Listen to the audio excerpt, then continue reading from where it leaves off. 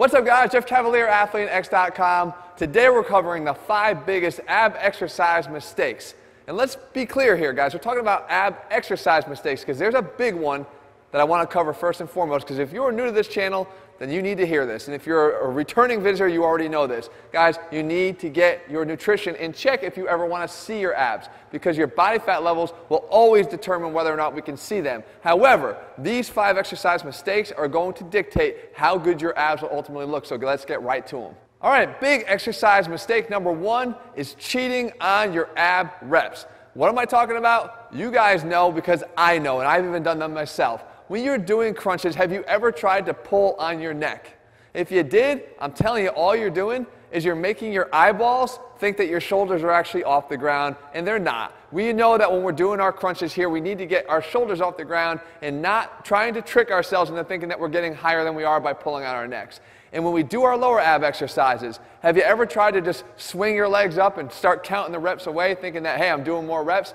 It doesn't work that way, guys. The only ones that ever matter are the meaningful reps that you actually contracted to bring up there. And even sometimes we try to work with our hands, and we're pushing down through the floor, trying to get our legs up higher. Again, what are we doing here? We're strengthening our freaking hands, not our lower abs. Guys, start caring more about the quality of the repetitions and stop caring about how many you're doing, and your abs will respond.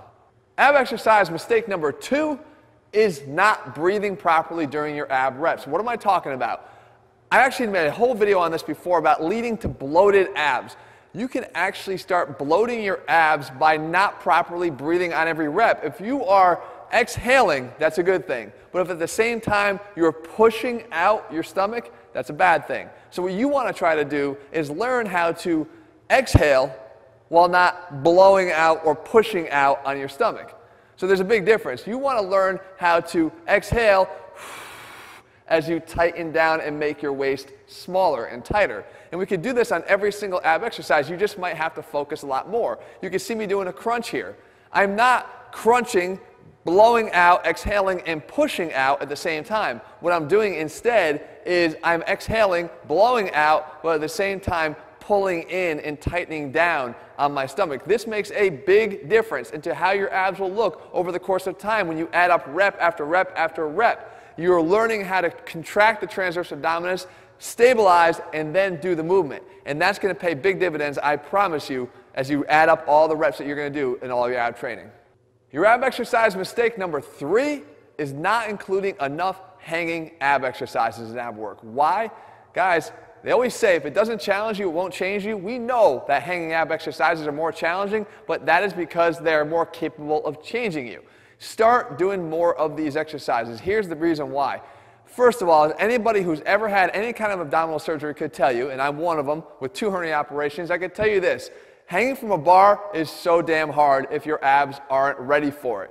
It requires a lot of stabilization just to hang there. And if you're a rank beginner, you might want to just start doing that, hanging from the bar for a minute or so to start training your abs to contract and stabilize your body. But of course, if you're a little bit ready for more of a challenge, you want to start doing more exercises from this position. And again, like I said, the last point here, you're stabilizing your pelvis first and then contracting from there. And it becomes a lot harder, but at the same time, we're positioned perfectly for lots of lower ab targeted movements here because we're moving from the bottom up. And all it takes is a little bit of a tweak and change the direction and turn and twist of the knees to really start incorporating not just the lower abs, but the obliques as well. Yes, these hanging exercises are more difficult, but as I said, they will start to pay more dividends for you in the long run, so start looking for ways to incorporate more of them into your training. Moving on, our 4th mistake here, not training your abs enough. Guys, I've been a big proponent of frequent ab training, and I'm going to hammer that point home once again. I want to see you training your abs 5 times.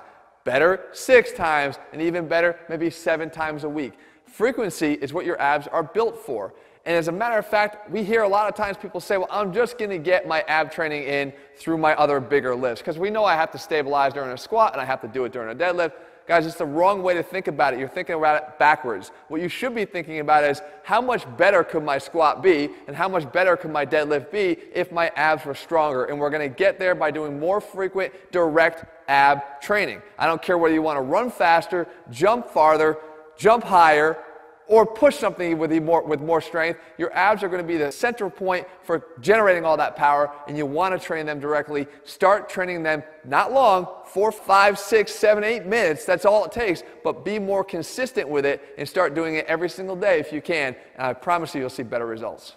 And your fifth and final ab exercise mistake is doing just that, thinking only about your abs and not taking advantage of the opportunity to include all the other muscles of your core. I've covered this in another video before called our ab training trinity, the holy trinity of ab training, and it wasn't just about your abs, but it also was about your obliques, and more importantly, your serratus. And all these muscles function together if you allow them to and train them to, and I give you a whole bunch of exercise options to do that. We'll link to it again at the end of the video. But the bottom line is this, guys.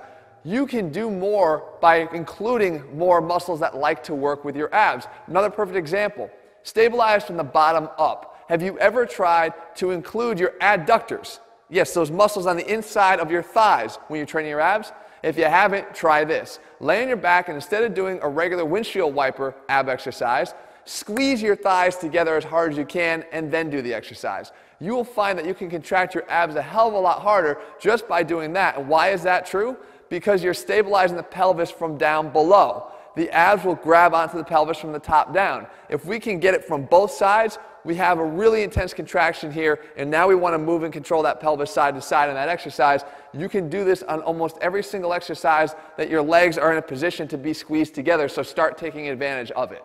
So there you have it, guys, the 5 biggest ab exercise mistakes, and of course the big warning in the beginning about that nutrition. But don't worry, guys, I've got you covered. If you're looking for a step-by-step plan that also includes daily nutrition to make sure that you can get ripped and stay ripped year-round, head to ATHLEAN-X.com and check out our ATHLEAN-X training system. In the meantime, if you haven't already subscribed, make sure you do it and turn on your notifications so you never miss a video. And as promised, guys, the holy trinity of ab training, I'm going to link up here for you. You're going to want to check that out. All right, guys, I'll see you back here again soon.